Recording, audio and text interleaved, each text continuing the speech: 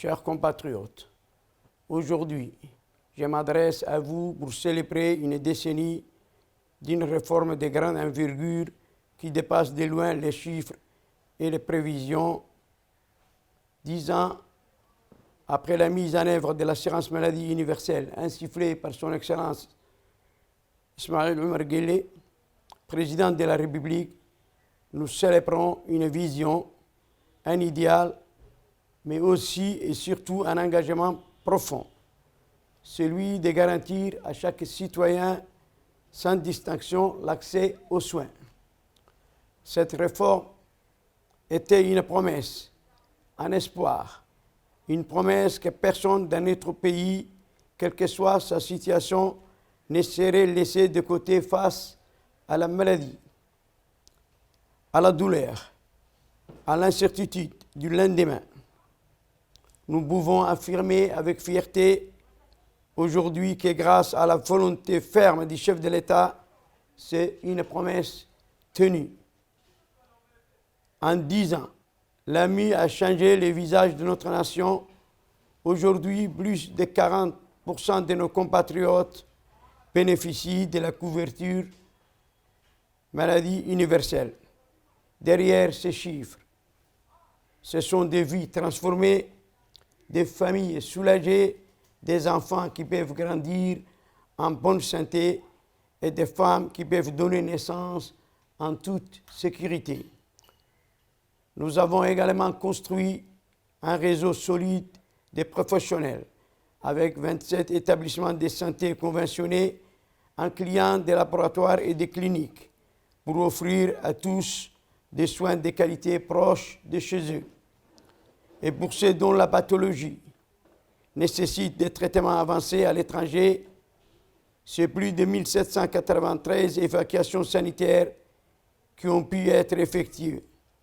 Ces évacuations ne sont pas des simples chiffres, ce sont des vies sauvées. Ce sont des mères, des pères, des enfants qui ont pu recouvrer la santé et retrouver leur foyer en toute sécurité. Par ailleurs, les désagréments qu'occasionnent pour les malades des examens inutilement répétés ainsi que les coûts associés peuvent être évités. Nous devrons donc apprendre à lutter contre le gaspillage induit par le nomadisme médical. Les progrès scientifiques et techniques bouleversent l'exercice médical. Chaque jour offre de nouveaux espoirs de les faire reculer, les souffrances et les handicaps. Cependant, ces progrès ont un coût toujours plus élevé.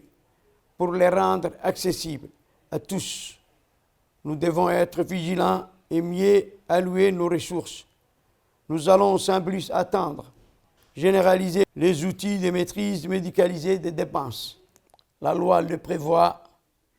La première étude actuariale de la branche maladie sera lancée dès janvier 2025 et aboutira à un changement paramétrique qui fixera les équilibrages nécessaires à la pérennité de notre système d'assurance maladie. La santé n'a pas de prix, mais elle a aussi un coût. Dans un monde en perpétuelle mutation, pour conserver nos acquis, nous devons changer nous aussi. Un haut niveau de protection sociale ne peut être le fruit que d'un engagement collectif. Gardons-nous de la tentation de chacun pour soi. Elle est mauvaise conseillère. Les chacun pour soi se retournent toujours contre les plus vulnérables. Parce que leur travail ne suffit pas à les protéger, parce que leur épargne est trop modeste, parce qu'ils ont besoin plus que les autres de la solidarité nationale. L'esprit de responsabilité et de solidarité est au cœur de l'engagement citoyen, comme l'a souvent rappelé le chef de l'État, son Excellence Ismaïl Omar Guelleh. Aujourd'hui, la sécurité sociale et la solidarité sont confrontées à un même enjeu. Rejeter les préjugés catégoriels, les conflits intergénérations et les oppositions d'intérêts entre secteurs d'activité. Face à cet enjeu d'intérêt général, l'assurance maladie universelle est bien plus qu'un simple mécanisme de financement des soins. Elle est une réaffirmation de nos valeurs, en tant que nation, il dit haut et fort que la santé est un droit fondamental et non un privilège.